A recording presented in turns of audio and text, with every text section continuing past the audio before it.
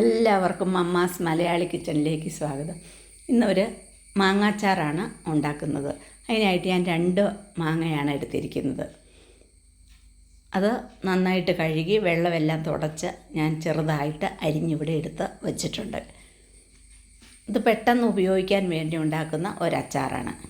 ഇതിലേക്ക് ഞാനൊരു 1.5 സ്പൂണ് ഉപ്പിട്ട് കൊടുക്കുന്നു. അതിന് യോജിക്കാൻ പാകത്തിനുള്ള ഉപ്പ് എല്ലാം കൂടി ഒന്ന് മിക്സ് ചെയ്യാം.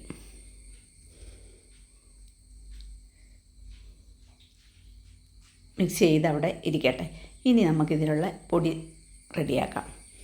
ഒരു ചീനിച്ചട്ടി വെച്ച് ഇതിലേക്ക് ഒരു 2 സ്പൂണ് വെളിച്ചെണ്ണയാണ് ഒഴിച്ചു കൊടുക്കുന്നത്. ഇത് പെട്ടെന്ന് ഉപയോഗിക്കാൻ വേണ്ടിയുള്ളത് കൊണ്ടാണ് ഞാൻ വെളിച്ചെണ്ണ തയ്യാറാക്കുന്നത്.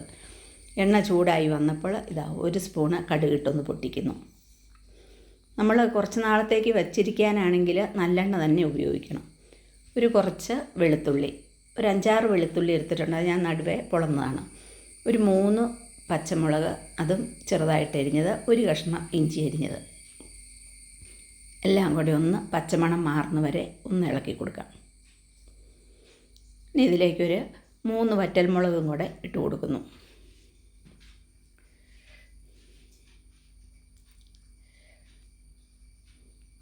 അതും കൂടി ഒന്ന് മൂത്ത് വരട്ടെ.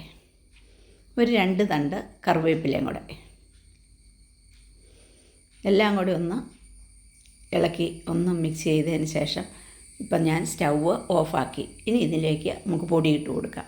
ഒരു 1.5 ടേബിൾ സ്പൂണ് മുളക് പൊടിയാണ് ഞാൻ ഇട്ട് കൊടുക്കുന്നത്. ഇത് എരിവുള്ള മുളകും കാശ്മീരി മുളകും കൂടെ പൊടിച്ചതാണ്.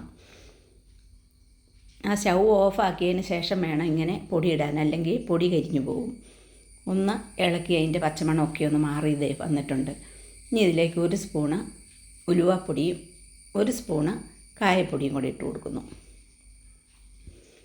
എല്ലാം കൂടി ഒന്ന് മിക്സ് ചെയ്യുന്നു.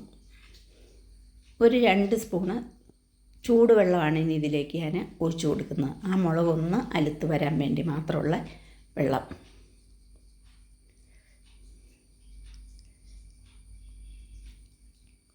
നല്ല സുന്ദരമായ മാങ്ങാച്ചാറാണ്. ഇങ്ങനെ ഉണ്ടാക്കിയാൽ അത് പെട്ടെന്ന് ഉപയോഗിക്കാൻ തരും.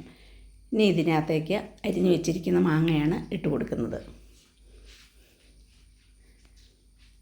ആ സ്റ്റൗവിരുന്ന ആ സ്റ്റൗവിൻ്റെ ചൂട് കൊണ്ട് തന്നെ ഇത് പാകത്തിനായി കിട്ടും. നമ്മൾ പ്രത്യേകിച്ച് സ്റ്റൗ കത്തിക്കാതെ വേണം ഇങ്ങനെ ചെയ്യാൻ. ഒന്നെല്ലാം കൂടെ പൊടിക്കകത്തിട്ട് ആ മാങ്ങ ഒന്ന് മിക്സ് ചെയ്തെടുക്കാം. ഇനി ഇതിലേക്കൊരു 2 സ്പൂണ് വിനാഗിരിയും കൂടി ഒഴിക്കുന്നു. അതും കൂടി ഒഴിച്ചൊന്ന് മിക്സ് ചെയ്യാം. നല്ല സുന്ദരമായ മാങ്ങാച്ചാറാണിത്.